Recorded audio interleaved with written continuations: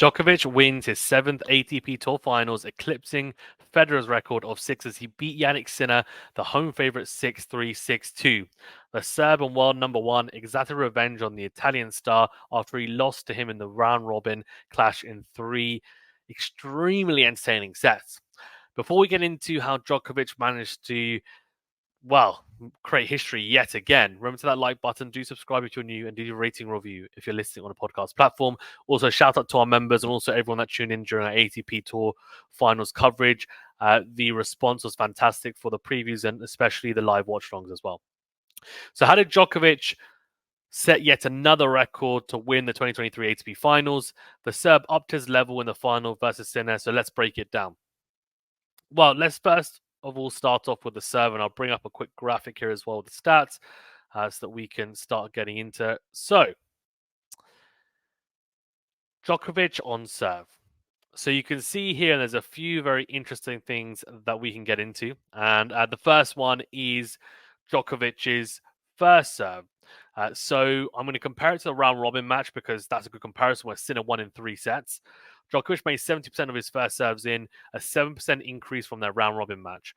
But more importantly, he also won 91% of those first serve points in the final today, which is absolutely incredible, which was an increase of 10%.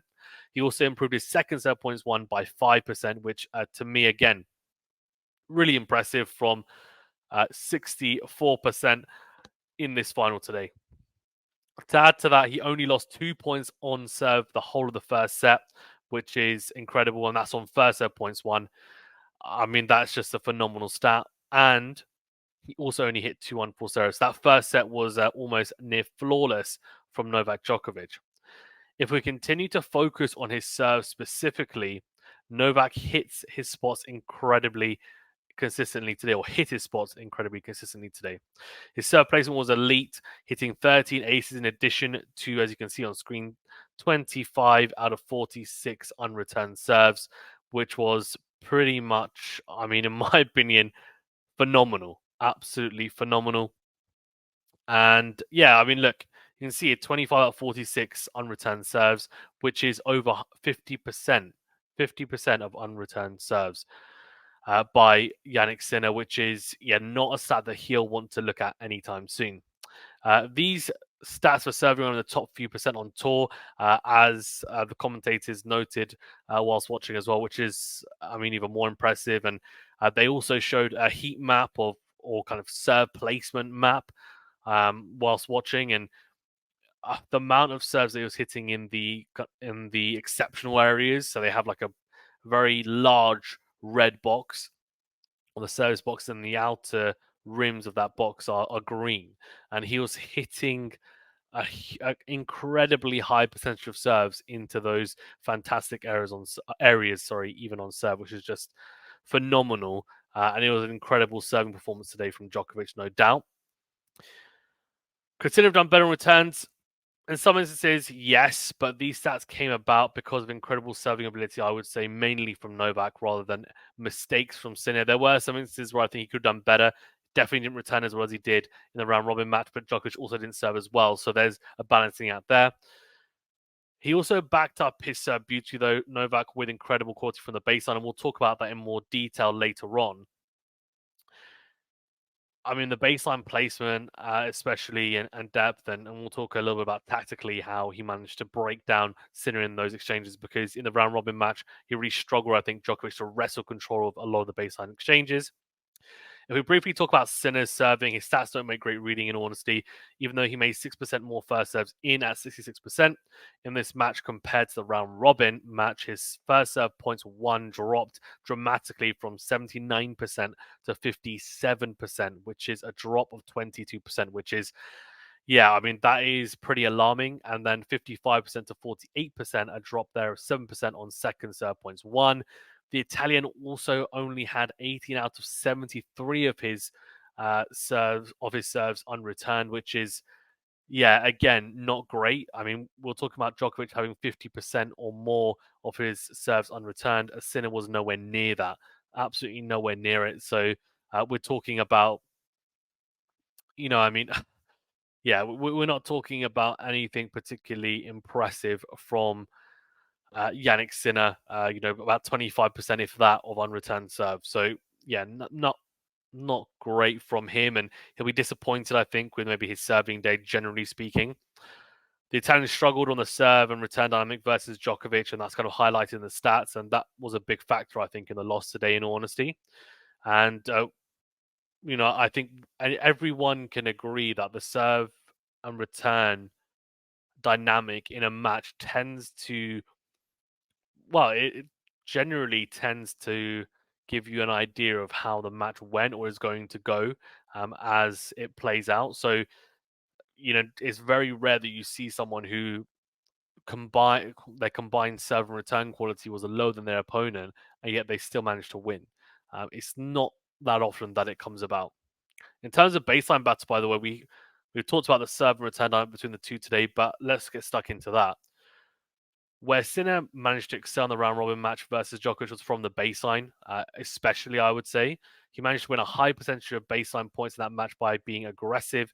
Again, I mean, that would have been set up from good, really, really good serving as well, to set up shorter balls, to be able to attack, come in, for example, step in more than he would have liked, and also better returns. But yeah, he managed to win a high percentage of baseline points in that match by being aggressive and managing to dictate in a lot of the points, even managing to have a better shot tolerance at times in that win for him. And I think some of that would have been because of confidence gained from winning those shorter points and being able to shorten those points, if that makes sense.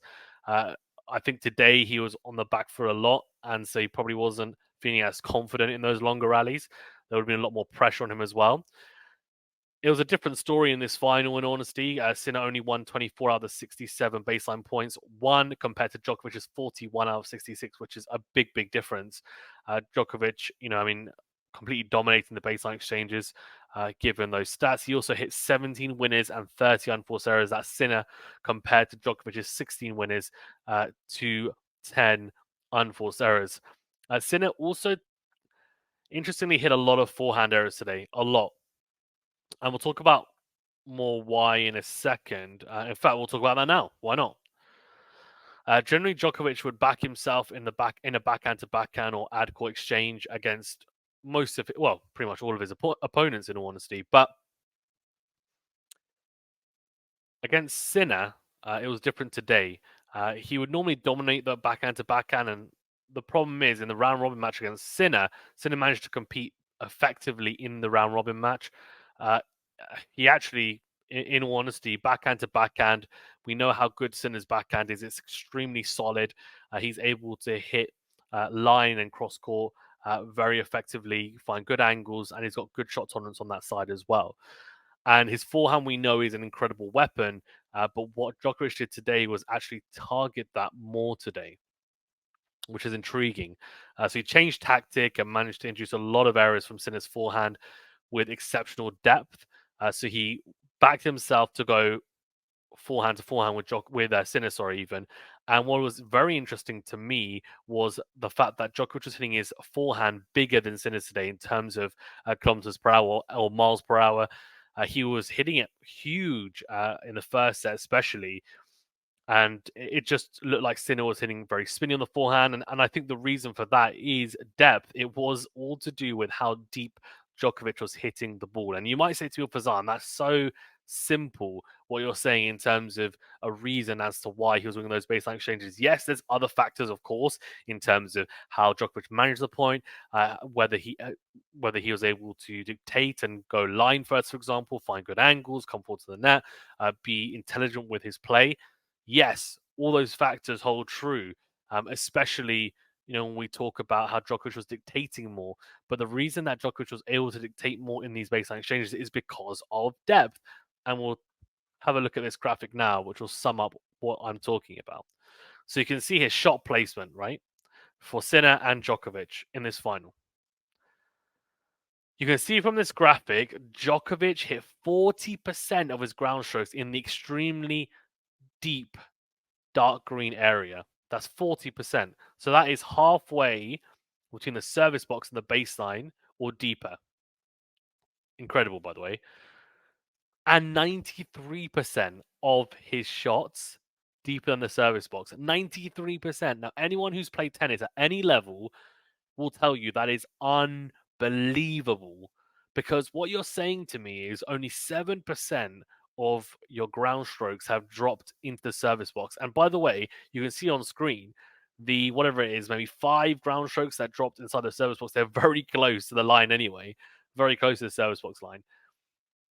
Djokovic would have only hit those because Sinner hit a really, really aggressive shot. So what that's telling me is that in a lot of the instances when Sinner was hitting aggressively or hitting big, Djokovic was still managing to hit 93% of the time those balls at a very solid, if not exceptional depth, which is phenomenal. Absolutely phenomenal. And in comparison, Sinner could only hit 17% in the deep dark green area. So that is, I mean, that's a big contrast, right? A massive contrast. Talking about double the amount of shots deeper by Djokovic in that deep dark green area and 83% of shots deeper in that service box. Deeper than the service box. So that's a drop of 10% by Sinner. This meant Sinner was struggled to wrestle control in the rallies and had to defend a lot more than he would have liked. He was rushed and pushed into uncomfortable positions and trying to overhit recklessly at times. It also highlighted the fact he only came forward to the net 9 times during the match. So, these are a few factors. But with Djokovic, so many people have said that it's the depth that kills you, and he takes away your legs with that depth as well. And I think Roddick said about the legs part and depth. I've seen so many players talk about it. Who hits the ball deeper than anyone else on tour? It's Novak Djokovic, and that's why he's the GOAT. That's why he's won so many Grand Slams. That's why he's been world number one for the longest time. That's why he's breaking all the records that there are to break. It's just insane. And what can back up these stats even more, talking about depth and how it's so important. Listen to these rally stats: 0 to 4 shots rallies, 0 to 4 shot rally, even 42 out of 33 of those were won by Djokovic. So the shorter points, he won 42 in favor of Djokovic compared to 33 for Sinner, right? That's in the 0 to 4 shot rallies. Fine, okay. Not like, he still won the higher proportion, but it's not massive, right? Then we go into the 5 to 8 shot rallies. 17 to 9 in favor of Djokovic. That's almost double the amount of points.